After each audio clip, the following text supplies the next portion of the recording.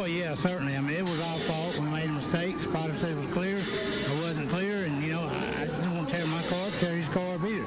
I respect everybody, and I demand respect. And, I apologized to the guy when he came over the car, explained to him what happened, and then he took it to another level when he started calling me an idiot and whatever else. And I don't appreciate that. I'm not going to take it. I told him how I felt. I called him out. He didn't show. And so, I'm good with it if he's good with it, but I'm not going to be disrespected by no means. Yeah, I guess I had a dinner date at Applebee's last night that I didn't find out until it was too late. It's a shame. Love their riblets and boneless wings, but... All right, folks, welcome back. It's Meet Me at Applebee's, your number one unrefined motorsports podcast. It's Brian here with Rob and Ashley, and we got Vegas to talk about and a bunch of other stuff. Folks, how are we doing this week? Doing pretty good, Brian. Looking at these notes here, I'm realizing I don't really remember much of anything from either of these NASCAR races. So, even though you watched them, especially Sunday. What the fuck happened on Sunday? Who knows? Maybe True Love does. How you doing, True Love? I'm good. I just realized that someone changed the notes to Vegas finally because it said Kansas all day. Did it? It did. That wasn't me. So, well, yeah, here we are in Applebee's drinking our $6 Tipsy Leprechauns. Yep, absolutely. Yep. St. Patrick's Day. Happy Patty's Day to all you who celebrate. It's so rowdy in here. Oh, yeah. Yeah, not many Irish folks or wannabe Irish folks here and wherever this generic Applebee's is located. Not in Mooresville, apparently. Not in Mooresville, yeah, which, by the way, the Mooresville Applebee's is closing down. That's not the one we went to a couple years ago at the finals. That's the Concord one, so Club Apple will remain, but unfortunately the Mooresville one, if you live up there, Kyle, Ayala, sorry, bud, you're going to have to find another Applebee's to go to. R.I.P. R.I.P., yeah. Pour out a Tipsy Leprechaun. Absolutely.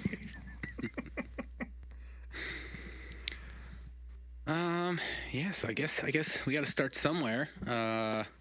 It's really just as far as NASCAR goes, the Busch race and the Cup race. So we can start with Saturday. Saturday, I managed to watch the whole race while I was driving 10 hours home from Boston to Cleveland because my flight got canceled.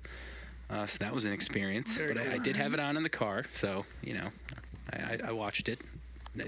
Shouldn't do that while driving, but at least I was on the highway. It was very easy to pay attention to the road in the race. So you can get away with all sorts of stuff on the highway. Just close your eyes, take a quick nap, watch your shows. Pretty much. So this first note, this is like one of the couple notes that I missed. So tell us about the jet dryer. Rob, you want to explain that? Well, this was in practice or qualifying right before Cup qualifying, right? Yeah, very beginning of the weekend. Yeah, this jet dryer is coming up onto the front stretch, and the tri-oval, of course, it's banked. And I'm guessing this guy probably just hit it at the wrong angle, and boy, he almost lost control of that thing, and he was whipping it around. Did save it. Did save the jet dryer. Barely. Yeah, I think he was just hauling too much ass. But also, apparently this weekend, on Saturday morning and Sunday morning, when everyone first got to the track, there was a grasshopper plague where there were thousands of grasshoppers covering the track. So maybe he just hit a patch of grasshoppers. Patch of grasshoppers, yeah. That would make sense. But yeah, slick driving by that guy, and maybe he'll learn to cool it going up the banking. But yeah, fortunately, no Juan Pablo Montoya Daytona situations going on there in Vegas this weekend. Okay, so here's another one I don't remember. Who's Danny Stockman? That name does not ring a bell. So Danny Stockman is Jesse Love's crew chief. Yes. Now I know exactly what we're talking about. Yep. Go ahead. Normally he's sitting on top of the pit box, but I guess one of their crewmen missed his flight or had some flight issues, so he didn't make it to Vegas. So Danny took on an extra job of trying to catch the tires behind pit wall during the pit stops, and just fell over the wall flat on his face one of the pit stops, and moved Jesse from the front of the pack to the back of the pack. And the radio of that incident is great because Danny is so mad at himself. So, it's really funny. Yeah. So that was basically the end of Jesse Love's day. What did Jesse say on the radio after? 'Cause I saw the video of this. Like Danny was just like cussing. He's like, "Well, I fell over the fucking wall because I'm short-handed over here." He's basically like, "Understood." Yeah, pretty much. Yeah. Okay. So good, man. So onto the race itself. This was, I'm trying to remember exactly. I mean, Allgaier was definitely up front for a minute. Jesse Love was leading until his issues. Larson was there for a minute, but he didn't have the best car all day, even though the results don't tell you that. But one guy who did have a pretty good day, and he's had a couple good weeks. We got to give him credit.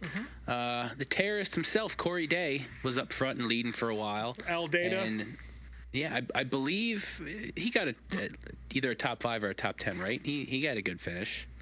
I forget where he settled, but yeah, he did a good job this weekend. And I gotta say, of course, he's running with high limit across the street all weekend. And it makes me wonder if maybe a little more time behind any wheel whatsoever actually will do him some good. And maybe that had something to do with it. I'm sure it doesn't hurt, but I still think the talking to is really what did it, because he has been on good behavior ever since that happened. So yeah, let's see if he keeps it up.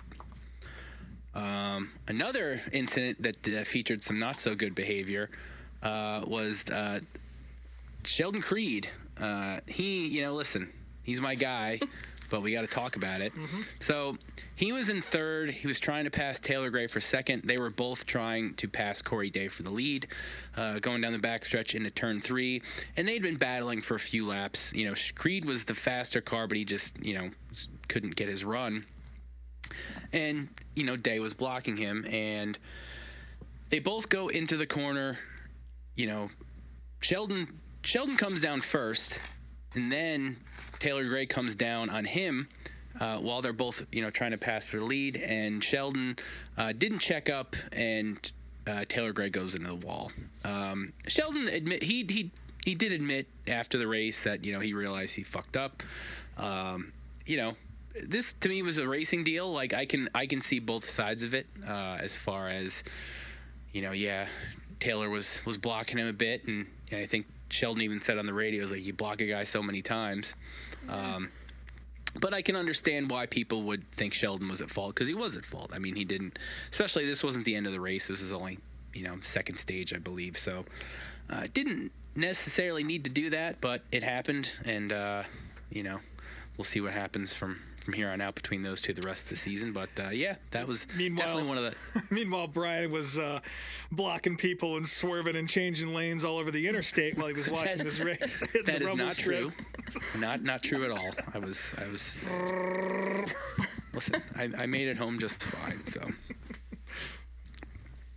Who won?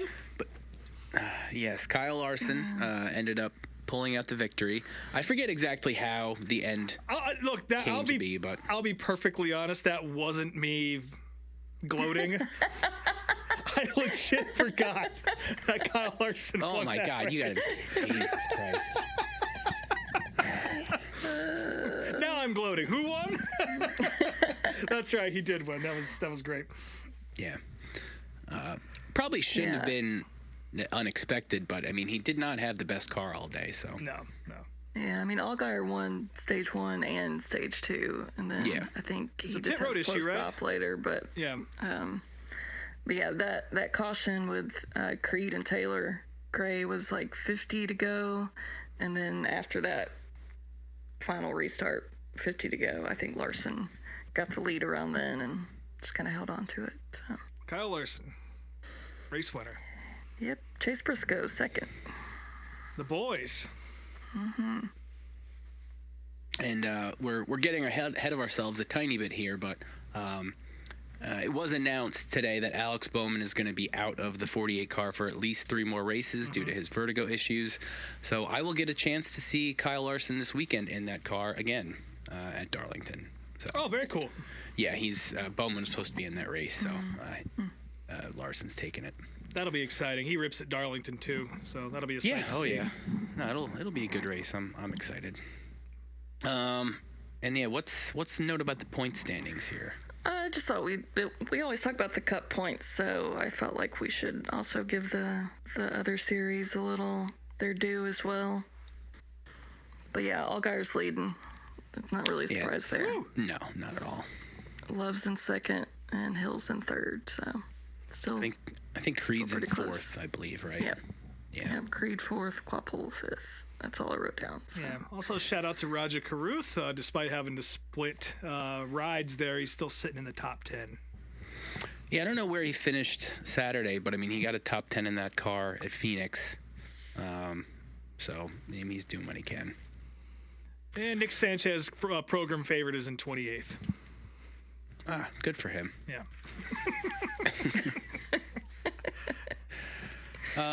Moving on to Sunday, the Cup race. So it seemed like an almost legendary grid walk in how bad it was. I did actually see a little of this. I will say the one clip I remember specifically was Mikey going up to WWE star Tiffany Stratton and then just totally walking away, and she was just confused. Like, he was looking for somebody else. He was with Nick Carter, the Backstreet Boys, for a while, interviewing drivers, and it was just a fucking mess. Yeah, Mikey definitely in his own little world this weekend. Before everything started on Twitter, he said, "Ain't nobody named Gary much these days," out in a tweet. So his mind was somewhere else. My favorite part about that tweet was the response from Las Vegas Motor Speedway saying, "I'm looking at a Gary right now." So apparently they got a Gary on the payroll. But yeah, Mikey. I don't know any Garys. A dog. Yeah, I don't know. Do I know a Gary? I don't know any personally. I know a couple BMX riders named Gary, but nobody like I'm friends with or anything. Gary Ballou, but he's old. Yeah. There's a guy on Teen Mom named Gary. That makes sense. Yeah. Gary Bear. Yeah. Yep, checks out. But anyway, back to the grid. That's all I got. We also had Blippy. Our friend Blippy was at the track, and of course, he got photos with everybody. He was hanging out with Ryan Preece more than he probably should have been for whatever reason. Of course, we got the obligatory shot with Austin Cindric. You had to have that. And I don't believe it's not him. Yeah, it's been proved to everybody. And somehow, Blippy did not get canceled for not taking his hat off during the national anthem. For all the people that bitch about when Bubba Wallace is looking the wrong way or whoever else, Blippy didn't even take his goddamn hat off. Well, he should have. So, yeah. I want to see what's under that fucking wacky ass hat of his. But True Love, we got to talk about your man. He was at the race and he did the command. That's right. This is the only reason I tuned into the race, for being honest. I woke up Sunday morning and it felt like Christmas morning. I could not wait for this command all day long. And Brian was a hater in the group chat, but I thought he delivered. For a 55-year-old man that's been screaming for 30 years, I thought he did a great job. I think, listen, he does that fucking song every night on tour. He opens the podcast up with it too. Yeah, he opens up the podcast with it. I thought the effort was lacking a little bit, or he just doesn't have it anymore. As far as feel the "Are You Ready?" like But the energy of a concert is probably different than being in front of in the race scenario. He definitely seemed nervous before he did it, but it made my day. I feel like it healed some part of my inner high school. Yeah, closing a door on a period of your life. He looked like he just came from a shift managing a cell phone store. I was hoping there'd be a little more Adidas or something, but no, just a little bedazzle, something. Just a guy in a fucking lanyard, you know. Yep. Trying to blend in. I did notice the only driver that took a picture with him was Bubba, which that checks out. That makes sense. Yeah. Also, right after the command, Mike Joy starts spewing all kinds of corn facts. He's laying out that they're from Bakersfield, because Harvick's from Bakersfield, and what they originally were going to call their band, and all these just rattling off facts. And I was pretty impressed, which turned into, I know we have a Dorf later on, but my own personal Dorf this week is this lady named Laura Stevens who went after Mike Joy on Twitter. She said, corn is not new, N-E-W. My daughter was listening to them in high school, and she is 43 now. Major flub. And then Mike laid into her with a very ChatGPT response about the history of new metal. You cannot read that tweet in his voice, too. Yeah. Well, actually, new metal is a genre. It's incredible. Yeah. So... great way to start the day. I don't really remember much of the race beyond that until the very end. So, well, yeah, I mean, it was. We'll get into that in a second, but a couple other things here. Yeah. So I know we've praised Fox for getting rid of the goofy cartoon caricatures of drivers for the pre-race stuff, but somehow they turned Ryan Preece ginger in his photo. In honor of St. Patrick's Day, and that's a big deal up here in New England. In fact, part of the reason why I don't remember much of this race was because I was drinking at the Worcester St. Patrick's Day parade. So, okay, well, made sense that he was red to me. Yeah. And also, there was a pack of furries at the race. It's Vegas. We saw that. So, yep. One was in a Larson jacket, and one was in a Bowman shirt. And I guess since I looked at a tweet at one of these, now my Twitter feed is full of this one furry on Twitter that's a Hamlin fan, and I really want it to go away, but that's my feed now. Yeah, think before you click, folks. So yeah, this race was not very exciting. I've got a note here. What the hell happened to SVG on lap 1? I don't remember that. He just got turned sideways and had a great save, but it fucked up because splitter. He had damage the rest of the day and finished dead last. So.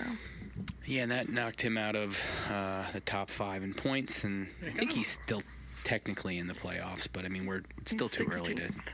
Yeah, still too early to really care about that. Yeah, kind of a rough day for Trackhouse, huh? Yeah, well, here's issue number 2. Connor Zilic slammed his jockeys into Ricky Stenhouse. That was the only. I think that was the only caution, for cause of the race when he spun out. Yeah. We forgot to mention that the proper name for that jockey's car was the piss missile. I think that's. Yes. The most appropriate way to refer to that. The actual paint scheme of that turned out much more of a golden brown poo color than the PP yellow in the rendering. I mean, we've all seen PP that color, but if you see PP that color that came from you should probably drink some water, get a Gatorade, or go see your doctor, because it was a very deep gold, and it looked a lot better than the rendering led you to believe, which was just straight up pissed jockey light yellow, I guess. I don't know. It's a nice pastel. Yeah, so congratulations to Jockey for 50 years of whatever fuck. So. And the race itself, I mean, this was the first race I will say was pretty boring. You had your expected contenders up front. I mean, Larson led a bunch, Bell led a bunch, Toyotas were up front. Byron was up there.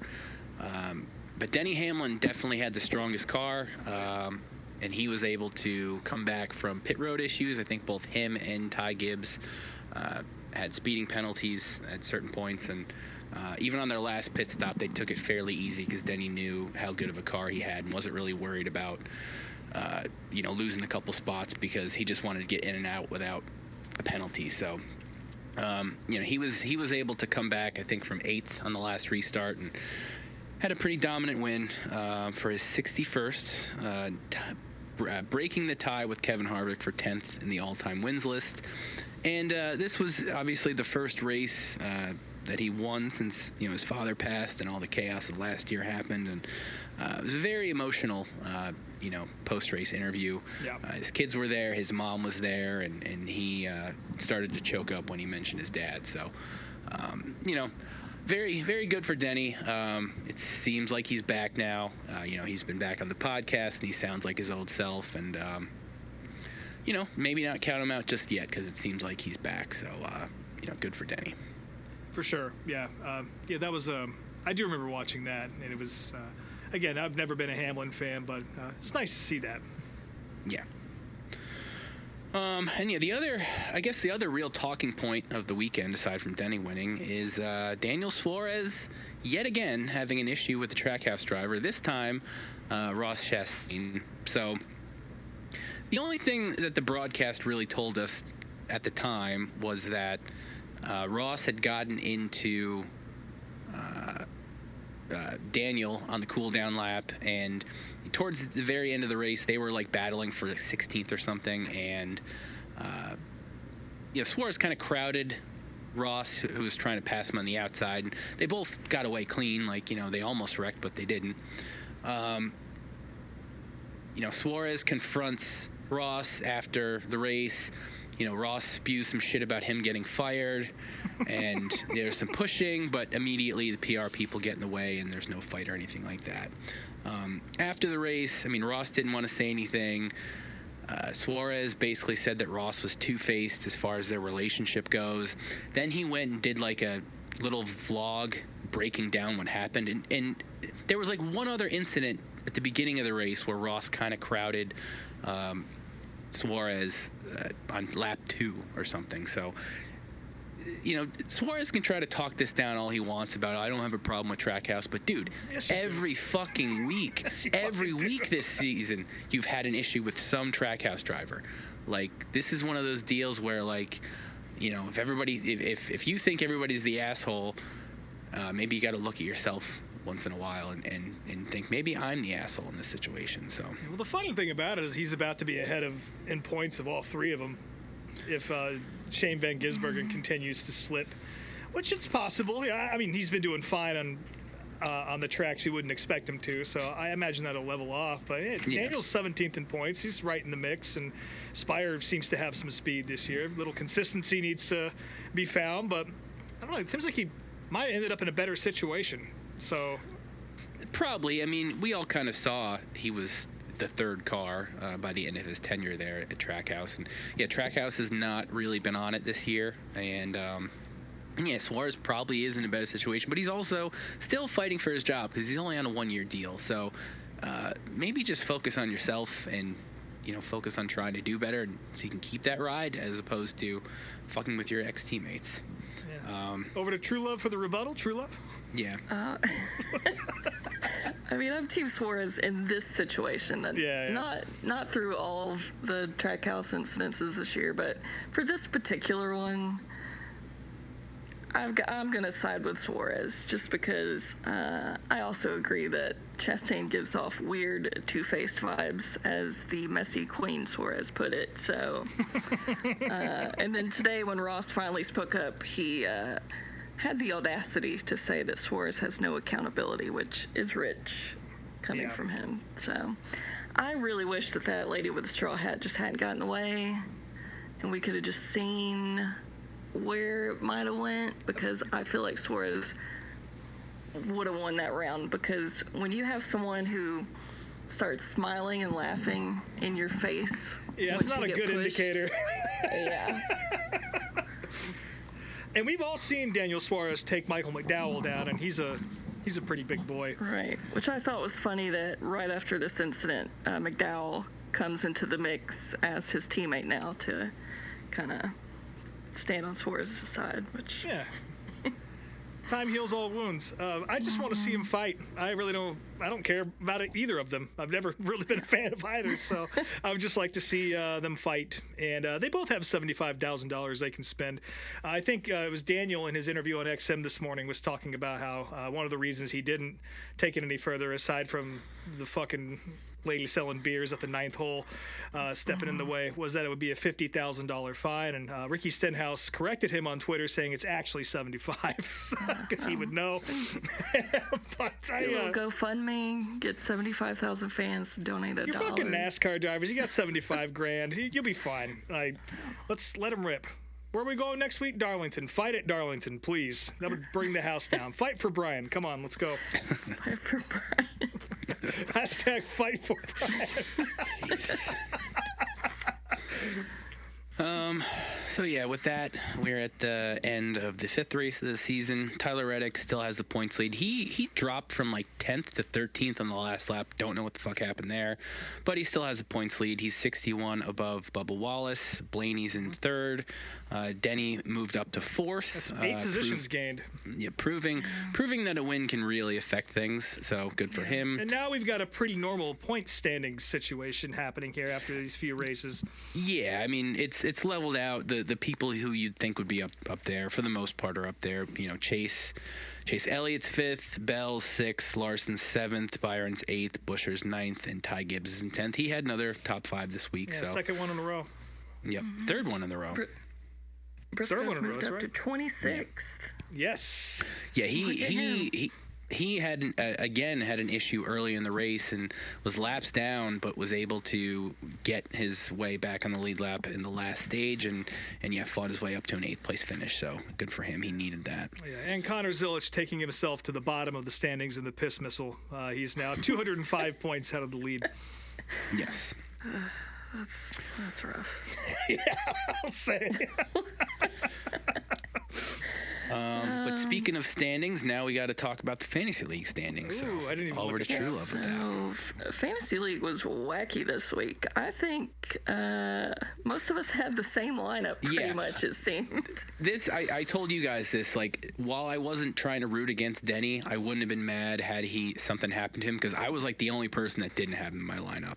And granted, like, I was 16th, but I was still like, I think 39 points away from first. So like it was that tight between it was really all tight. the rankings. 14th. Fuck. Yeah. Well, we had a 4-way tie for first place. So our first place winners this week were Chris Davis, Flavortown McLeod, Sapplebees, and Panjo, who is my buddy who has been doing terrible this year, so I was very happy to see him finally get a win. And then in second was Andy Newsom, and then third was Jay. But the way that this app numbers these, like, it has a 4-way tie for first, and then the person that technically is second, they list them as like 5th. So with that math, I'm listed as 7th, but technically I finished 4th. Rob's listed 14th, but technically he was 9th. And then Brian is listed as 16th, but technically you're 11th. So they need to fix whatever they're doing with those numbers there. Well, no, it makes sense, because if everybody is tied, then technically it's 1 through 4, and then, like, say if the first 4 first, then I don't know, whatever. Yeah. No. Makes sense to me, but I get what you're trying to say. It breaks my brain. I don't like it. But with the overall standings, Chris Davis is still leading, of course. Damn it. Stephen Kent still in second, but Flavortown McLeod has now moved up to 3rd. Mm-hmm. I've moved up 3 spots to 4th. Brian still in 5th, and Rob moved up 4 spots to 13th. So look at you chipping away. Told you I'd do it. Where I will settle into 7th place, which is the highest I've ever finished in NASCAR fantasy, regardless of how many people are playing in the league. So, yeah. So I crossed the bear. Wacky week. Maybe we'll all have the same lineup again this weekend. Yes. May we all have the same lineup. If it's going to come down to bonus picks, I'm fucked. There's no question about that. Yeah, bonus picks always screw me. I got very lucky with Briscoe, getting back on the lead lap at the end, because that saved me as far as that pick goes. So, but yeah, moving on to other notes. So IndyCar also happened. I didn't watch a second of it. Rob, I don't know if you watched it or remember it. So, I watched a little bit of it on my phone at the parade while I was waiting for the next round of Shriners to come through. Pretty decent race. Arlington seems like they really knocked it out of the park, and they should. It's, Roger Penske and Jerry Jones combining their forces to put on an event. Both of those guys have more money than Christ himself. So you would expect it to be world class, and apparently that was the case. Racing seemed like it was pretty good. The track looked badass. It was super fast. I think like the longest stretch was like 700 or 800 feet longer than the stretch at Monza, which is crazy. So these guys were hauling the mail around there. But they did have to take a brief break during practice because a catering crew decided to wheel their shit across the racetrack while it was hot. So, I mean, no debut weekend can go without a little bit of, a problem here and there. And this was certainly a major one, sending fucking, a cooler full of Gatorades and White Claws across the racetrack. But they made it safely. No one got run over or squished in that occurrence. And eventually Kyle Kirkwood went on to win the weekend. That is the fourth race of the year. So fourth winner we've seen this year. No idea who's on top of the points, but Alex Palou having another kind of off weekend, I guess. So it's gonna be a pretty tight battle this year. It's pretty exciting. But yeah, it seemed cool. I am gonna have to go back and watch this because it looked like a great event. And as much as I miss Texas Motor Speedway and I wish they bring that back, this seemed like it was a hit too. So yeah, I did hear that they sold as much merch in the first day as they typically sell in a 3-day weekend. I believe it. Yeah. And it's funny because oh, go ahead. Sorry. Nope. Go ahead. I was just gonna say that another huge crowd for a race, and it's funny because TMS is not that far away. So it's amazing what moving it to a parking lot across town will do. But yeah, good news for IndyCar. Yeah. I did see a little clip of IndyCar Next where they had 2 incidences before the green flag even dropped. So not sure how that race turned out, but it started off pretty ARCA. Yeah. Well, it is kind of what it is. Yeah. And then I also saw that Carl Edwards was there spotting for his son. I guess they were running Toyota GR Cup races. So. Yeah. I didn't know his kid was racing. That's cool. I didn't either. Yeah. We did have some NASCAR and IndyCar crossover news, though, that came out today. That's a good way to put it.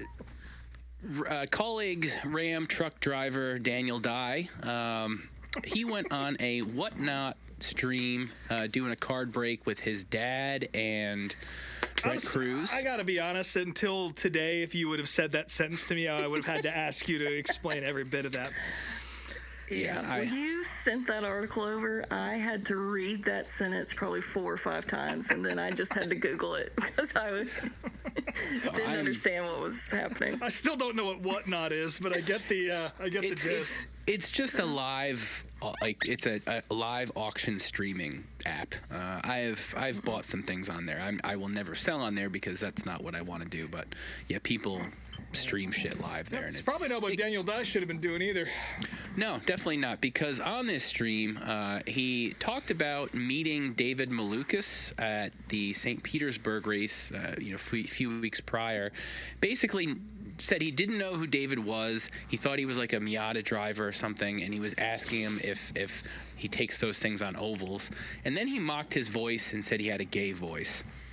And so ironically, they kind of have the same voice, but whatever. Yeah, they kind of have the same voice. Like he did the stereotypical, feminine, gay, lispy voice that we all know what that voice sounds like, and it's not at all what David sounds like. So I don't know why he felt the need to do that, and yeah, basically just disrespected him. And again, this wasn't in the grand scheme of things that offensive, really, but it's still a bad look for a professional athlete of any type to be saying stupid shit like this. And also for Brent Cruz, who was inexplicably also in the room, probably because he's a child. But he has the forethought to, as soon as Daniel started going off on his little deal here, Brent just stood up and tried to hide in the corner as best he could. Yes, he did. So he Homer Simpsoned into the bushes so fast. Mm-hmm. So yeah, no surprise, this led to Daniel Dye getting suspended by both NASCAR and Colleague Racing. He put out his ChatGPT apology, and let's remind people that Daniel Dye, first off, has a sponsorship by a suicide prevention line, which bullying is part of that, and also a few years ago he faced legal issues because he punched his friend in the balls so hard hard that his ball ruptured. And why did Daniel punch? Let's review the entire situation. I'm finishing. Yeah. I'm finished. I'm getting to that. So why did Daniel punch his friend in the balls? Well, because Daniel himself was rubbing his balls on another friend in the room, and when this third friend called him out on it, that's when Daniel punched him and ruptured his balls. So, listen, big words to be calling somebody else gay when that's what you got in trouble for. Yeah. Especially when that very gay voice, who you didn't know ran ovals, came in second in the Indy 500, running for Dale Coyne. So that's something. Meanwhile, Daniel Dye is out there collecting 25th places, courtesy of his dad's big checkbook. So, yep, not ideal. Again, like you said, it really not all that offensive, just kind of dumb. But the whole situation, that whole gathering, is just so embarrassing. From the act, from doing it in front of people on the internet. And I didn't realize there was a selling element to it, so I guess that, it's not Meekum auctions. We'll put it like that. and then he started talking about Roger Penske, and it's like, oh, hey, Mr. Penske, and it's just like, do you think this is going to help you in any way going forward?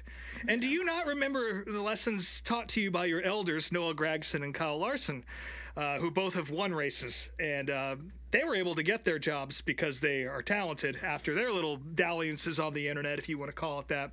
And if you think you have any sort of cachet to pull your way out of this one, you better hope your dad's checkbook is big enough to overcome that, because the results ain't there, cowboy. But Daniel Dye taking a few weeks off. As I was saying to you guys earlier, I bet you Chris Rice's phone got about 13 separate text messages from some former game show contestants to see what was going on for Darlington. And I bet you the majority of those guys would probably do a pretty fine job in that truck. Yep. Especially at Darlington, they have a cool original throwback Dodge scheme on the truck. Hopefully somebody worthy of the ride is in that thing. Speaking of Darlington, and while the throwback weekend is no longer official, there are still plenty of throwbacks happening. I think we mentioned on the show last week, but it is official. Carson Hocevar is running a throwback to Dale Earnhardt's 81 Wrangler scheme. Looks great. All the Roush cars are running Greg Biffle schemes. Gio Ruggiero with the Darrell Waltrip Western Auto throwback. Yep. For some reason, the 43 team is running a Wally Dallenbach throwback to the 1 year he drove the STP car. That doesn't make any fucking sense to me, but it's a good-looking car. What was Daniel Dye's throwback again? Because he had a funny one, right? I mean, it was just like the original Dodge truck that I think Bob Keselowski ran. Right. But I mean, there might have been a couple other drivers in that truck. But I mean, Dodge just ran a Dodge truck. Kind of a rainbow stripe on that thing. That's funny. Little bit. Did see that Todd Gilliland's doing a Bill Elliott scheme, which the rendering looks like absolute dog trash. But the actual car actually looks really really pretty. It had like gold chrome, so looks. Well, I'm gonna have to pull this up. I haven't seen that yet. While I know you're excited about that, I think it was Slap Shoes that quote tweeted that and said this was the perfect opportunity to do an LW Wright car, and I believe that is correct. They should have done that, but. Also, too, in the trucks, we've got Mike Christopher running the Hallmar truck. Not at Darlington. That'll be at Rockingham on Easter weekend. Okay. But yeah, Mikey was part of the Ram race for the car, whatever the fuck it was called. And arguably one of the better drivers on there. Him and Carson Ferguson were up front for most of it. And then, of course, Minnie getting the seat. That's turned out pretty well so far. Maybe they should have gone with Mikey. But Mikey will get some truck starts. He drove for Halmar at Loudon last year. And he's making his 2026 debut in the Big 3 Series on Rockingham weekend, which is very exciting. And speaking of Rockingham. Yes, I saw that the train ride is back this year. A little train ride for the boys. So if you live in Raleigh, Cary, or Southern Pines, you can take your little train ride to Rockingham. last year we tried and begged Buddy to take that train ride, and he let us down. So if any of our other listeners want to take the train ride and tell us about it. Yeah, we're not asking Buddy again. No. Fool me once. That would be a cool deal, though. Not outing myself as autistic, but I do love trains. I don't go out and look at them, but I do like riding on them. And that'd be pretty cool to take a train ride to a racetrack. So I wish I could do that. I think it would be fun taking it there, but the stress of trying to make it back in time before it leaves might be too much for me. Yeah. I've done that with a George Strait show down at Foxborough here, and yes, the stress was immense. So I can see that being the same for Darlington, especially at trains that don't run but once a year. So can't just wait for the next one. Gotta wait until next year to get home. Well, True Love, got a note This is the last here. news bit. It is, yeah, and it's involving one of our favorites, Linda Vaughn. Yes, Linda Vaughn, my all-time favorite, the absolute queen of everything, in my opinion. She made a post this week saying that on February 13th at Daytona Speedway, after the Daryl Gwynn celebrity fishing tournament, she suffered a heart attack. And she went to Halifax. They did surgery on her on February 14th. And she's been in the hospital down there ever since then. Oh, my God. They discharged her on the 11th, and she's back home. But just want to send all our well wishes to her getting better. I know she had a heart attack previously in 2016. And she is like 82 years old, but Yes. I want her to live forever, so... Yeah, I think we can all agree with that. Yeah. Well, I hadn't heard about that. That's awful. Yeah. She released her P.O. box, too, if anyone wants to send her get well messages. You can message me. I'll send you the address. Nice. So, thinking about Linda. Yeah, so with that... Well, we'll save the dart for the week for the septic tank, which we're about to dive into anyways, because that's part of it. Yeah, let's climb on in, folks. I kind of don't want to this week. It was a pretty rough weekend in the short track world. So we'll start with the bad stuff. World of Outlaws were at Cannondale down in Texas. I was very excited for this one. Friend of the program, Alex Hammett, was going to be stripping shock mounts out for Jacob Allen. And he did get a chance to do that on Saturday. They showed up on Friday. Bill Baylog, fucking Christ. Bill Baylog, the North Pole Nightmare. Try and say that one 5 times fast. I can't. And Buddy Kofoid started the Friday night feature off, trading the lead. Kofoid was looking pretty fast, looked like it was his, but then he jumped the cushion while in the lead and flipped and stepped on his dick for the 15th time this year. Damn shame to see that. That moved the battle over to Bill Baylog and David Gravel. They continued to fight up until the bitter end when Bill Baylog clipped the wall coming down the front stretch and handed it to David Gravel. That was a barn burner. Then on to Saturday. And I'll be honest, I don't even really know what happened in this race. They didn't even get to B mains. There was a situation where they were bringing cars out on the racetrack. I think they were like cresting the hill or cresting the cushion to come down, and a car flipped coming over the banking, like onto the racetrack. It wasn't even like a green racetrack or anything like that, or green flag conditions on the racetrack. So very bizarre accident. And of course, safety dispatches and a couple of the four-wheelers or side-by-sides the guys were riding on collided, and both of them were ejected. I got a text from Alex not long after this happened, almost immediately after it happened, said, hey, they might pause the show here for a little while. There was just something that happened down in the pits. I'll let you know what I find out. And it turns out it was 2 longtime World of Outlaw officials and safety workers, Billy Hurt and Jerry Myers Jr. Unfortunately, Jerry Myers got some pretty serious injuries there, and Billy passed away as a result of his injuries. So, I kind of another reason why I really didn't pay much attention to racing or remember much of Sundays, because I kind of didn't care. After something like this, and also not long after that, I got to witness Brandon Shepard absolutely crushing the fuck out of Dennis Erb Jr. Within minutes of that happening. And that looked pretty bad. We'll talk about that in a little bit. And fortunately, those guys were okay. But you expect racing to be dangerous. You expect it to be mostly relegated to the drivers. And you don't really think about how dangerous some of the other aspects of this are. Probably the safety team comes last because they're just always there, especially a series like World of Outlaws where these guys have been doing it for so long and they're so good at it. You really only think about them when they're late to the scene.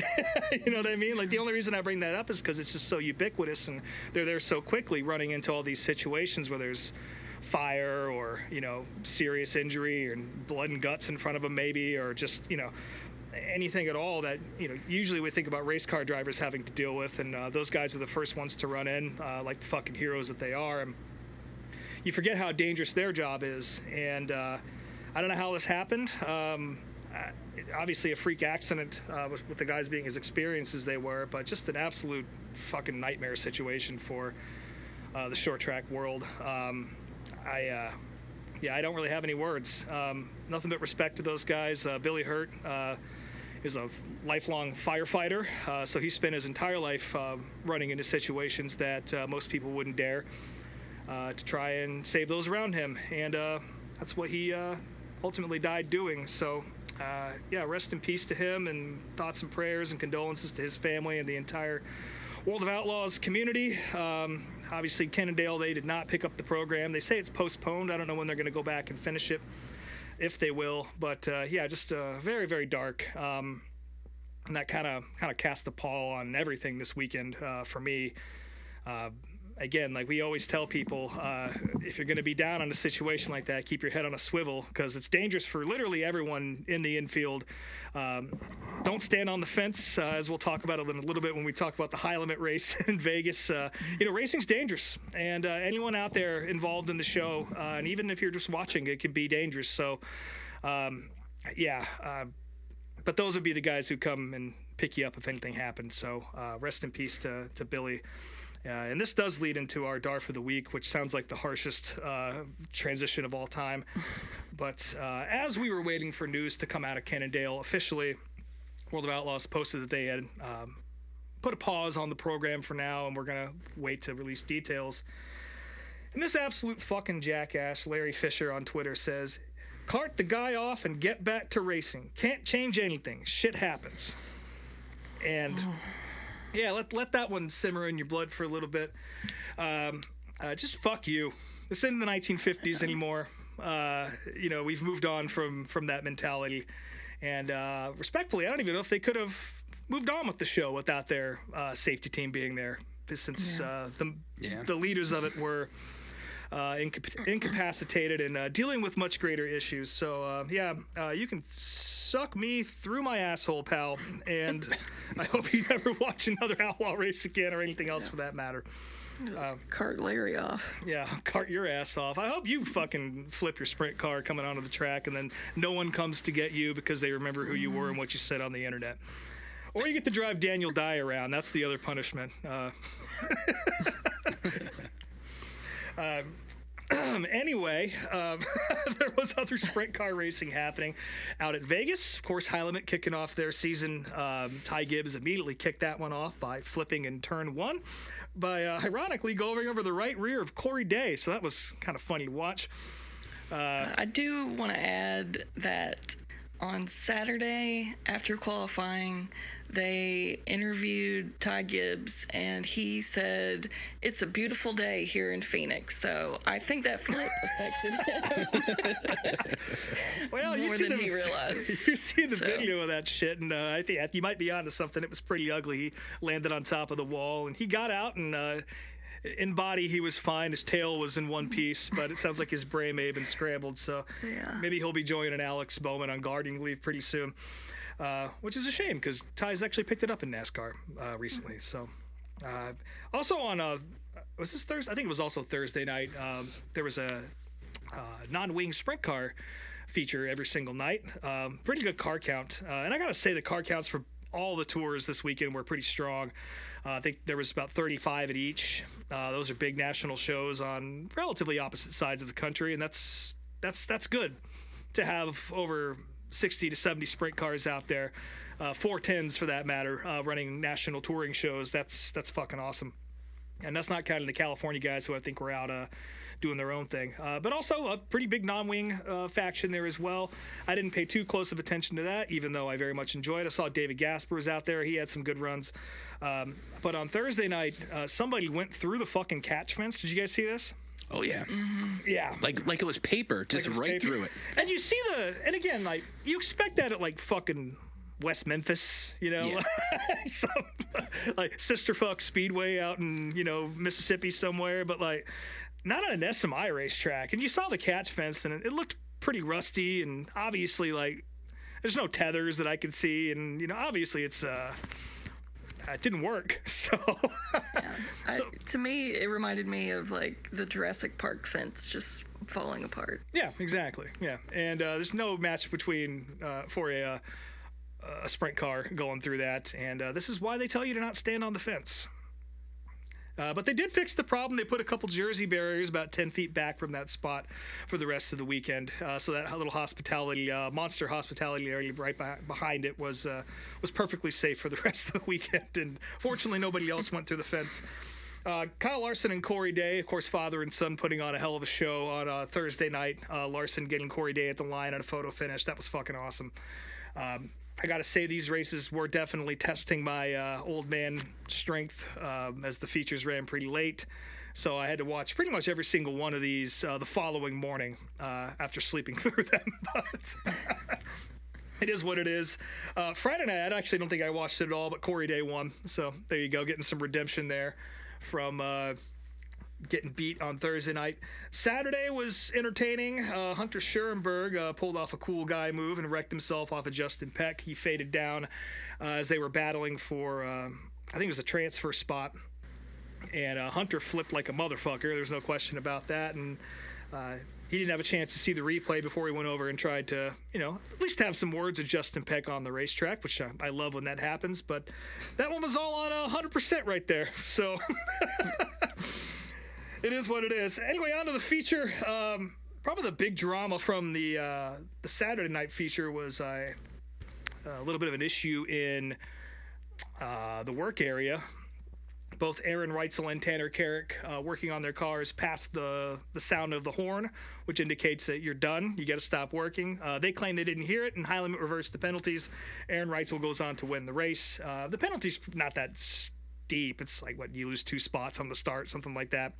But still, a lot of people trying to claim favoritism. But, you know, High Limit's a new series, and they're doing an excellent job. But it's just one of those little things that they're going to have to get better and fine-tune going forward. Because when you have a driver owner like that, or 2 of them in Brad Sweet and Kyle Larson, especially when Kyle's running most of the races, or at least a good chunk of them anyway. He's currently 3rd in points, I believe. You kind of got to tighten that up a little bit, especially when your winner got away with one in the pits. So, but yeah, Aaron Reitzel picking up the win there. Gotta increase the horn budget. Yeah, they really do, and they got it.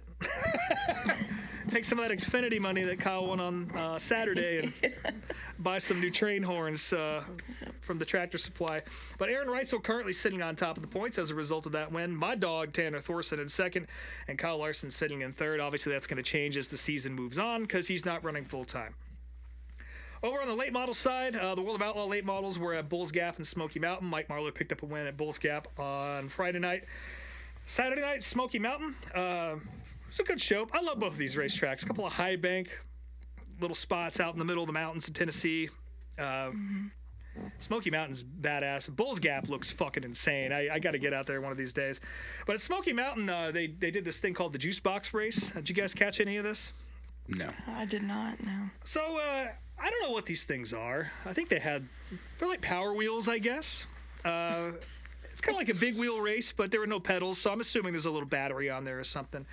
Mm-hmm. And, you know, I love when the kids get involved. They do big wheel races at Stafford, and, you know, the kids get involved. It's kind of like mutton busting at a rodeo or, you know, trying to rip the ribbon off of a fucking calf's tail or whatever, so you can get a bag of candy at a rodeo. You know, that kind of thing. Get the kids involved; they'll keep coming back. I love it, but it does not need to take a full hour to 90 minutes of the program. And I get that they're kids, but like, how hard is it to stage these fucking children? Like, and they do one lap pick around, them up and just put them pick in them their up and spot. put them on there. Yeah, and so there's 2 features worth of these. So I'm just sitting there, just waiting, angry. And there's like a fucking 604 late model feature after this or something. And it's like, I'm gonna be up till 3 a.m. watching these fuckers, and they're gonna finish up in Vegas before we even get to the World of Outlaw guys. But fortunately, these kids eventually did finish the races, fully instilling Southern time in their brains. And the winner of one of the features did wreck another kid for the win, so he's ready for trucks. Hopefully Chris Rice was watching that, and we got somebody else we can put in Daniel Dye's seat now. They did, like I said, they did switch the program around. They knew they could sense my anger from home, so they sent the World of Outlaw guys out next. Pretty exciting race there. At this point, that was when the situation at Kennedale was kind of starting to unfold, and my attention kind of spread to that. But like I said, got to witness absolutely bone-chilling wreck. Brandon Overton was leading the race in that beautiful Budweiser Longhorn. And Dennis Erb got sideways, and Brandon Overton just came in there at full clip. And it was one of the ugliest late model wrecks I've seen in a while. And it was one of those where you audibly make a noise from your couch. And I'm sure the racetrack was pretty quiet after that one. My phone was white hot with texts after that. Like, holy fuck. Fortunately, both guys were okay. Now, those cars are both junked. And that gave the lead to Bobby Pierce, who ended up getting the win. And yeah, at that point, after finding out what happened in Texas, or what was going down in Texas, and watching that was kind of my appetite for racing for the weekend. Just a lot within 10 minutes. And again, fortunately, everyone on the late model side was okay. Got a hell of a points battle happening over there, and we'll see more World of Outlaws action this weekend, and you'll hear about it next week on the Septic Tag. A couple of random notes before we move on here. Logan Seavey is moving over to High Limit, jumping into 410 for Spire, and also picking up one of Daniel Suarez's old sponsors in Freeway Insurance. So that was kind of interesting to see. He'll be starting this weekend at Casa Grande. About time Logan Seavey did this. Again, not the biggest fan, but he's super talented, and I've always been a little surprised that we haven't seen more of him in a 410, and I guess that's going to change now, and it sounds like this is for the rest of the season, so good for Logan. A little bit of drama over at Friendship Speedway in North Carolina. There was some modified race. I don't follow this shit really all that much, so this is the only thing I'm going to talk about. I couldn't tell you who won this race or anything, but Taylor Kuehl, is that how you say it? Hell if I know. Taylor Kuehl, who we may have mentioned on the show as Matt Crafton's girlfriend. Taylor Crafton. Taylor Crafton got in an accident with Stephen Padilla. Absolutely fucking, this is a wild wreck. We'll post the video of this thing. It was nasty. And apparently after this there was I can't really go into it, but there was a little bit of unpleasantness between the two of them in the pits, and as a result it looks like Padilla is deciding to sell his rig and all of his cars and everything, which you can send him a message on Facebook if you're interested in that. Don't know exactly what happened, but must have been bad enough to sell the race cars. On a lighter note, Tyler Erb came at us with a really deep thought that got the entire late model world thinking. He posted on Facebook, "It's weird to think that people who are 5 foot are only 5 Subway sandwiches long." Very true. Was this after his wreck over the weekend? That was Dennis Erb. Oh, okay. Tyler's had a few of his own, so that might also be some vertigo kicking in. Oh, I guess I'm 5 Subway sandwiches long and like a pepperoni or something. I got peppercini, yeah. And also, are those sandwiches actually 5 feet, or they're not 5 feet long, but are they actually a foot long? Was there a lawsuit about that? Yeah. I think there was a lawsuit. I at this point in my life, I avoid Subway, so I couldn't tell you. But at least, a 5 foot tall person, somewhere between 5 and 6 sandwiches, we can correct that. Yeah. But I laughed out loud when I read that, so thank you, Ty. On the asphalt side of things, the Easter Bunny 200 was at Hickory. Of course, that's the past tour's lone visit down south, or the only one I pay attention to, and Jimmy Renfrew Jr. picked up the win there. That was fun to watch all the northern guys go down there on the Northeastern Short Track Racing Network. It? Jimmy Renfrew? Yep. With an E? Oh, no, that's not how he spells Jimmy. Okay. Looks like I spelled Jimmy Jemmy. So maybe I also need to go get checked out. I'm gonna give Tyler Urban Bowman a call. Whippersnapper name. No, I think Jimmy's my age, so there's no way he's spelling his name like that. But the short track season is it's here, folks. No more bullshit. No more waiting. I guess we're still waiting for Lucas Oil to pick back up, but we got a full plate this weekend. World of Outlaws are going to be at Lawton and Creek County. A little trip to Oklahoma for the boys. High Limit spending a few nights at Casa Grande in Arizona. That'll be fun to watch. I love that racetrack. World of Outlaw late models will spend a couple nights at Magnolia. That'll be a good show. Smart Tours at South Boston for the King of the Modifieds. A lot of northern guys coming down for that. Ron Silk on the entry list. And Showtime, Jimmy Blewett going to be there. So stoked to see him back out on the racetrack again. He's popped up for Speed Weeks, and now he's going to South Boston, to race. Of course, Jimmy beating cancer, so that's fucking exciting. A lot of modified guys getting cancer and beating it, so yeah, stay the fuck out of the Northeast, would you, cancer? Also, March Madness at Cherokee. I got to give a shout out to that because I know some of my friends are going to be out there at the place your mama warned you about this weekend. And that's going to be on Flow Racing for the first time. And if you've never seen Cherokee before, just watch it. It's fun. You want to see this place. But that is the short track septic tank for the weekend. And we're going to go ahead and flush this thing down. And we're going to watch a documentary about Cletus McFarland coming to NASCAR.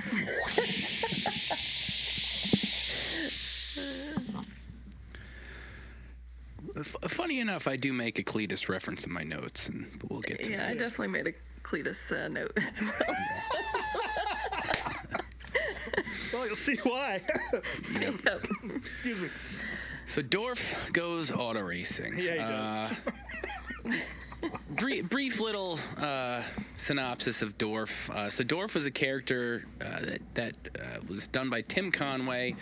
Originally debuted on The Tonight Show, and he as a horse racer, and spun that off into a series of direct-to-video kind of mini movies of Dorf covering different sports. And I don't really understand how or why it became popular enough to necessitate a whole series of these, but somehow he made a career out of this. And he made an auto racing one. This was filmed in 1989 at what turns out to be the first ever Sears Point race. I learned that while doing my research, and it's something, man. It is it was very tough. I had to watch in two parts because it was just so boring and slow. But so this whole production was sponsored by Anheuser-Busch, which you'll figure out once we get later on into the movie why they were sponsoring it. And the only other name that I recognized on this cast was Eddie Deason, who was like just a weird character actor, cult film nerd guy in the 80s. Yeah. Also, Hoyt Axton in charge of the soundtrack, so the music was good at least. Yeah, that's and Rob fair. are excited about that. Yeah. And he appears Yes, he in does. the movie, so. Dorf. So the story of Dorf in auto racing. So his full name is Dusseldorf, and he apparently was an F1 driver in Europe for a while, and he won all these races. In the fucking 70s for some reason. Yeah, and the movie starts off, and there's random clips of like old F1 footage, and we see all these newspaper covers kind of flying across the screen, and they all mention Dorf winning, but if you pay attention, you'll notice like everybody's wrecked out, or there's no other cars on the track. Somehow Dorf is always like the last car to be competing in these races, and that's how he wins all of them. Yeah. Also, you get to see a quick little shot of the Williams that was sponsored by the Bin Laden family out there in that montage. Oh, good. Yeah. Well, this was long before 9/11, so I guess it was Not fine. that, not that Movie far had it off. all. So we're first introduced to Dorf himself at some sort of World Cup race, and he's driving some. It's definitely not an F1 car. It's just some little Formula Racer thing. and he's interviewed by a track announcer who basically goads him into driving a stock car. Like he says, the NASCAR boys are talking about you, and they don't think you have what it takes. And this Dorf decides to challenge them. Yeah, So, Kyle Petty's making fun of you, so yeah. Yeah. So By the way, fast forward to 1990, right? Or 1989, is that when this was? yeah, 89. Yeah. Yeah, we skipped a few years. Yeah. So Dorf somehow ends up getting a ride from a guy named Colonel Ovid Bolus, who what is a like, southern name. yeah, Ovid Bolus. he's kind of playing like your stereotypical, like almost southern plantation owner, but Yeah. he does not look old enough to have been a colonel anywhere. So I don't know where that nickname comes from. Yeah. And he plays up all the southern stereotypes. He's got Eddie Deason is his cousin and basically Dorf's handler throughout the movie. And for some reason, Dorf flies in to this guy's house in an old military prop plane from like World War II, and Maybe they have that's a why really it took 10 years. yeah. Yeah. They have a really goofy scene of introducing Dorf and like throwing his luggage around, and Eddie Deason just being a fucking idiot. I gotta say, man, I don't remember that's what. I remember Dorf being like this. I mean, I You know don't what I mean? remember Dorf at all. You kind of have but to watch it, but like I thought Dorf was more of like a Jimmy Glick kind of thing, like a little bit more like, or at least like more heavy on like the mental illness. I don't know. he just plays like a weird. It's like a undetectable European accent, kind of between Swedish and German. He kind of looks like Hitler. Like he's got like a really shitty comb over and a stupid mustache, and like the whole thing with Dorf is just sight gags. Just him like using his stature as like a sight gag, or him saying something stupid, or like mugging at the camera. That's the whole fucking. That's it. Yeah. Comedic, like, drive of this movie is just Dorf looking stupid And just being incredibly disappointed at those around him, even though he's just as incompetent. And yeah. honestly, that's how I felt watching this as well. So it's nice to see yourself in a character on screen, I guess. For some reason, okay, so they get Dorf to the hotel, and like Dorf's like. He's expecting people to like welcome him into the United States, and the only thing that happens is some kid like throws a can at him in indifference. They get into the hotel, and Dorf for some reason brought a trunk full of trophies, and he's pushed down the stairs riding these trophies, and he gets all pissed off. He gets checked into the hotel. They do a press conference where only 2 old people show up, and Eddie Deason starts dustbusting the fucking place for some reason. Okay, that's where we're at right now in this movie. We get to... If you're still listening, I'm sorry. Yeah.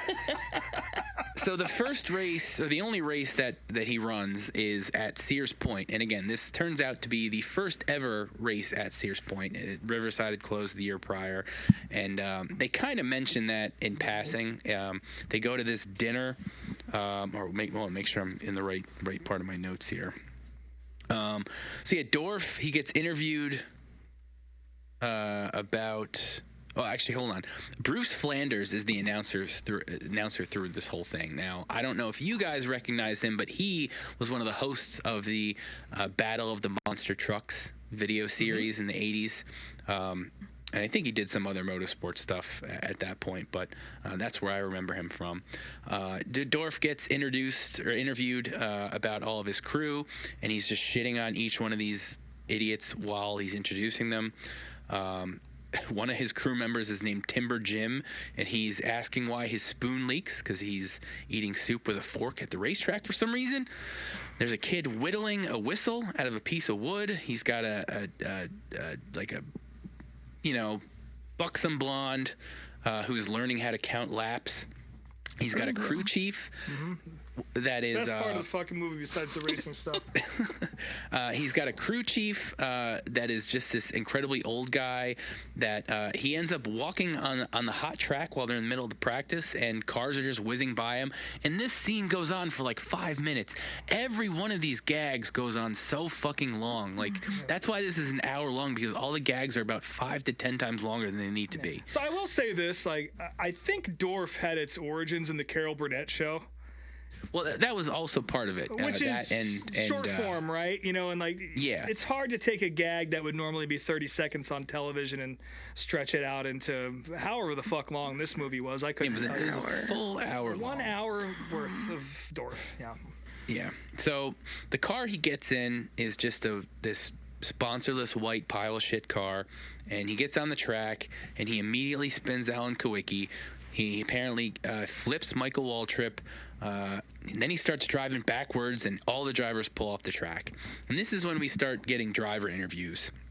Harry Gant doesn't. This is the best part of This the is movie. great. Yeah, this is probably the best part, and because most of the drivers are awful. Like Harry Gant, completely awful. Like wooden dialogue, does not do his lines very well. Neil Bonnet's much better. Ken Schrader's good. Jeff Bodine is somehow can't even play angry correctly, and they censor him calling him short for some reason. Mikey Waltrip, he's waiting for a shot at Dorf after getting flipped. All of a sudden, Budweiser steps in and buys a car from Junior Johnson for Dorf. Same weekend, we get a shot of the tractor trailer driving all the way from California to North Carolina, or all the way from North Carolina to California, the same fucking day with this car. Yeah. He can't get in the car, even though he was already in another race car. Again, these fucking gags. I'm sure it's a lot easier to just film Terry Labonte's car than it is to have somebody else out there to film this movie. They make, as part of the agreement, Budweiser makes him go to a driving school, and Dorf is basically just sitting in a early drift car, which they call a skid car at the track, which is just like a car that goes out and does donuts and shit, and in the opening ceremonies. They switch between track footage and then shots of them unloading the car, and then Dorf driving this school car. Junior gives the car to Dorf's team. He ends up qualifying and does fairly well in literally his first laps in this car. Richard Petty, I don't know where they got him, but they should take him back for sure.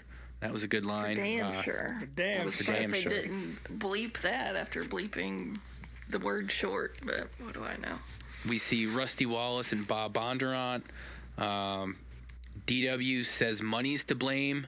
And then he says he has to go back to Europe, and then he calls him a pansy, and that's censored as well. There's a banquet that they end up going to, and Dorf, again, this is probably a 10-minute scene almost, and the whole thing is just this guy going on and on about cars while Dorf is trying not to fall asleep, and he's like, he's like falling asleep and groping the lady next to him. He lights a cigar, and then he drops that while he's sleeping, and it starts a little fire, and then he ends up like falling back in his chair. What was the quote? Because the speech that was happening was not funny, but there was one moment where they're talking about a cow being dead, but it was actually sleeping or something like that. Yeah, something weird. I laughed out loud at that. I mean, there are a couple. I will say that the one little compliment I'll give them as far as the movie itself. There are a few times where there are like Dorf is doing something stupid, but then if you listen in the background, they're kind of referencing it in a funny way. Like, because there's a couple times on track too during the race that Bruce Flanders is like talking about what Dorf is doing, and that's actually a little bit funny. Yeah, the announcers are pretty funny. Yeah. Yeah, but that's Track like announcers. the only actually funny stuff in this movie. There's some cool crowd shots, which I enjoyed, a nice 80s NASCAR crowd. And then here's the Cletus thing. So Les Richter, who is the finally. director of NASCAR at this point, and he has no answers. He cannot explain how Dorf got into a cup car, and he says they want him to run a short track, and they're going to have to rework their licensing program to get into NASCAR. So funny how 35 years later we're having the same conversation about Cletus McFarland. That's the only Cletus thing you noticed in this entire movie?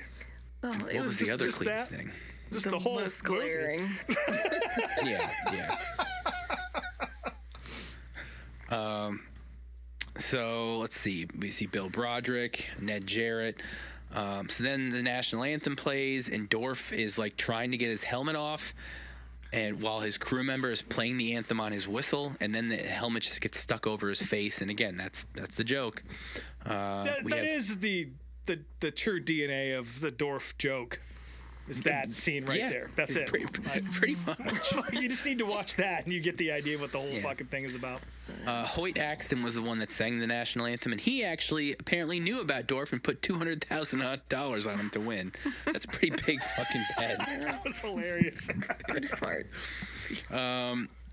And this is the shot that I was, when I first saw this, like, oh my god.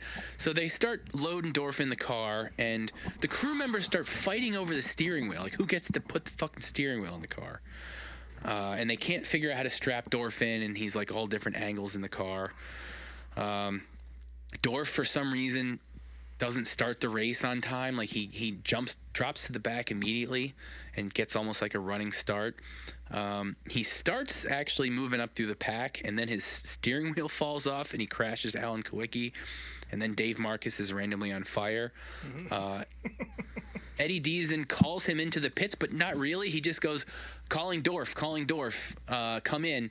And Dorf comes in, and he's like, what do you want? I'm like, I was just testing the radio. And again, that's the fucking joke. It's so fucking bad. They show an in-car thing. That made me viscerally upset. I think that was when I texted you guys. I was having a hard time watching Oh, it this. took you that long to have a hard time. Yeah, it took 5 minutes. I'm pretty- 5 minutes in. I'm pretty good at being a classic man and just like shoving it down, and we'll just bottle it up and it'll come out at work or something. But no, this was that was yeah. I physically cringed at that point. Anyway, continue. They show an in-car shot of him driving, and it looks like his foot is on backwards. It probably was. Yeah. It probably was. He goes in and pits again, and he's just sitting there, and everybody on the team is just like, what's going on? He asks for water. They have water on a stick, and they can't reach it to him, so he says, fuck it, I'll come back and get it later.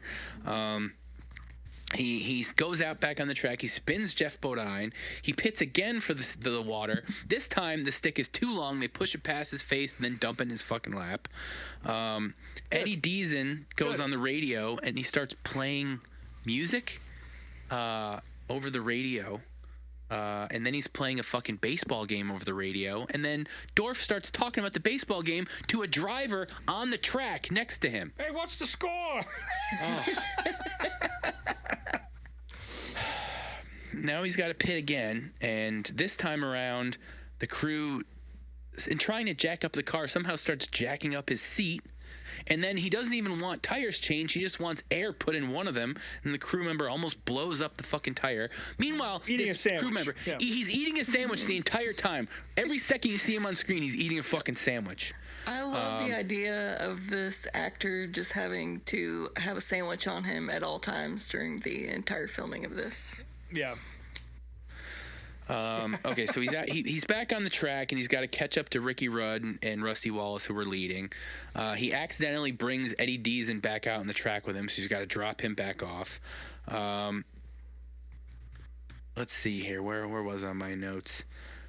This time this is the first time we see his actual crew chief, the old guy, and that's Tim Conway. Again, he's just playing his crew chief. The Pops guy, he kind of grew on me a little bit. I thought that was, he was kind of funny. He was probably funnier than character. Dorf. The fuel, for sure. the fuel stop scene, I did laugh at that. Yeah. So then at this point, Dorf calls into the crew because he actually needs something, but they're all playing poker and ignore him. So now he just drives off the fucking track and he knocks over a porta potty. I don't know if he did this on purpose or if he got lost. They don't really clarify. He's just all of a sudden not on the track anymore. Which, by the way, that actually happened at New Hampshire in 2011 at the IndyCar race. Tony Kanaan wrecked and knocked over a porta potty. Fortunately, no one was in there. I thought you said just drove off the track. He just gave up and got the fuck out of there. So he ends up at the drive-through of a like McDonald's knockoff place, some clown-themed restaurant, and in the background you hear the announcer go, "Junior Johnson will not comment on any of this, and he doesn't want people to know he's involved." So right there again, probably one of the funniest jokes of the movie. He starts making his way back to the track and gets pulled over for apparently going backwards down a one-way street or something. He finally gets back on the track. He goes in the pits again for another pit stop. Eddie Deason doesn't know where to put the gas in the fucking car, and there's a gas pump at the pit stall, which is not real. That's never happened. He's back on track, and he's actually pretty fast. He's laps down. He's got to be like 400 laps down at this point. Yeah. He's laps down. The leaders are behind him. His steering wheel falls off again, and this is when everybody starts wrecking. So this is how Dorf wins. He just fucks up, and everyone else fucks up around him, and then he's the last car on the track. And then at the very end, when all the cars are wrecking, what happens is the Babe crew member is sitting next to the track, just wearing a bikini top at this point, and even Richard Petty is distracted and wrecks looking at this girl. Yeah. Dorf wins. He makes it seem like it was just a Sunday drive. Then after the race, as he's in victory lane, all the drivers and the fans start approaching him to attack him. But the Goodyear blimp is right above his head with a rope just hanging down. So he grabs the rope and flies away, hanging off the Goodyear blimp. And that's the end of the movie. Yeah. 10 out of 10. Yeah. Perfect. What do you got next for us, Brian? Yeah, I really wanted to join the angry mob carrying wrenches at the end of this movie. Yeah. I mean, I knew this was going to be bad, but I guess I hoped there'd be some redeeming value to it. I mean, seeing all the old footage was cool. Like, that was obviously good. And yes, there were a couple, well-timed and well-hidden jokes, if you noticed them. But overall, this was complete dog shit. I don't understand who this was for. I don't understand how this got popular and why there was an entire fucking series of these things. I don't get it. There was plenty of good comedies in the 80s. How did this become a thing? I will never watch another Dorf video as long as I live. I am glad I watched this, but that's it for me. I'm done. So yeah, what are you guys' thoughts? It was so bad that I almost want to see more of them to see... Punish yourself. Well, See if they're better or worse. Yeah, this wasn't the first one. I think the golf one was first, right? Yeah, And I'm wondering if maybe there was some sort of gold, because again, it came from, the Carol Burnett show. So surely there's something redeemable in these for them to have made, however many more of them. But I say that I'm not going to do it. I'm definitely not doing it. But yeah, I guess I'm in the same boat as you guys. It was excruciating to watch, but I did laugh out loud a couple times, and I'm glad it's over. But the late 80s footage of NASCAR is, anytime you get pro shot stuff like that, it's worth a watch. And watching these fucking NASCAR guys try and be in a movie is always entertaining. So I got to give it its flowers for that. But how about you, True Love? What did you think? I mean, the footage they got was incredible. Now I want to go and rewatch just the original race broadcast to see if there's any mention at all in the broadcast of a movie filming that weekend. But Yeah, that's a good point. I might need some time to recover still before I can revisit Sears Point. Yeah. So, Dorf on auto racing. Dorf. Yeah, Dorf of the week. Dorf of the week. All right, well, so this week got a shorter one because I'm gonna have a very busy weekend. But yeah, Rob mentioned this one during the off season, and I think it's a good time to give it a shot. So we are gonna watch an episode of Michael Waltrip: A New Era. Oh yeah. Did you know Michael Waltrip had a reality show? Because I didn't until Rob told me about this. Yeah, it's on HBO Max. Yes, and Prime, I believe, too. So it's not on YouTube. But there is a clip I'll throw in the playlist. But yes, the entire series is on HBO Max. We're just gonna start off at the beginning because depending on how good or bad this is, maybe we'll watch more down the line. But we're gonna start with episode 1. Yeah, I picked up HBO Max over the winter, and I figured, we'll see what kind of racing stuff. I forgot about the Dan Weldon documentary, which, by the way, I think I've mentioned this already this year, but Lionheart is fucking amazing. Watch that. Yeah. That's on there. But if you haven't yet, you have to. It's an incredible film. It'll make you cry. And I was like, what other racing shit is on here? There's a cool documentary about Riverside in the 70s and NASCAR and all that shit. And then also, Mikey Waltrip's long-forgotten reality show, which I still have not watched. So this will be new for me. Yep. I hope there's a character named Gary in it. Yeah. I wonder who the last Gary Mikey Waltrip talked to was. Gary Nelson, maybe? I don't know. I don't know. Guess we'll find out. Making up names. Darlington is this weekend. This will be my first NASCAR race or race of any type this year. Nice. I will be there Saturday and Sunday. Check my socials to see what shirt I'm wearing so you can spot me. And if anybody is listening and needs a ticket for Saturday, I have an extra for free. Just send a message and I'll hook you up. I know our friend Mike. This will be another one of these longtime internet friends that I haven't met in real life. Finally get to meet him on Saturday. You ever met Mike? You never met Mike? No, I never have. Great guy. Never met, but I'm excited because he's a good dude. So only one of our the friends. best. Yeah, he is the best. Only one of our friends that has ever kissed the bricks at Indianapolis.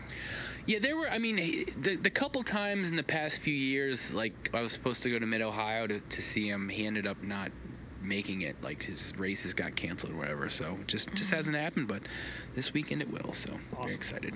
Yeah, I'm very jealous, man. I love Darlington. I really enjoyed my experience there last year. Just wish I got to see more of it.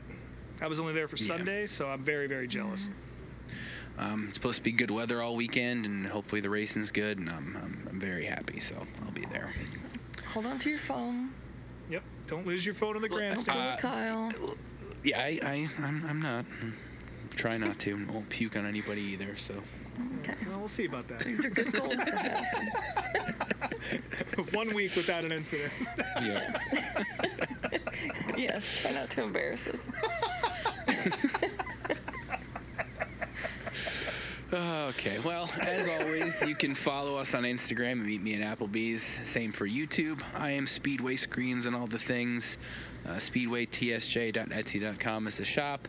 MMA Applebee's for 15% off, but I will be doing a 30% off sale while I'm away at the track. So if you want to wait till Friday to save some money, go ahead. There you go. Nice.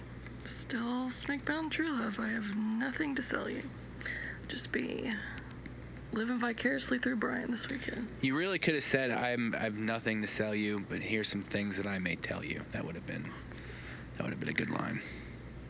George Jones is rolling in his grave. For next week. Yeah, that would have been good, but it wasn't. Rob Motes _ unofficial on Instagram. My band's called These Wild Plains. New Charlie Marie music coming in a couple weeks here. Very excited about that. My next racing excursion is going to be the Icebreaker at Thompson coming up here. There's a 5% chance I might make it to Martinsville. It's definitely not going to happen, but I'm Googling plane tickets. We're going to see if we can make that work. But next time you'll see me at the racetrack is going to be at Thompson Speedway on my birthday weekend, so that'll be fun. And also, I didn't mention this to you guys, but I might be trying to go to IRP this year. See what's going on out there. Got some friends playing a festival on the Saturday after the truck and ARCA race, so maybe we'll parlay that into a whole weekend. Go say hi to Kyle if Nice is running that weekend or that his truck is running that weekend. And, we'll see about that. So any friends in Indianapolis, convince me to do it because I need a reason other than the friends I already have. So, but yeah, again, very excited for you, Brian. We will be living vicariously through you. And,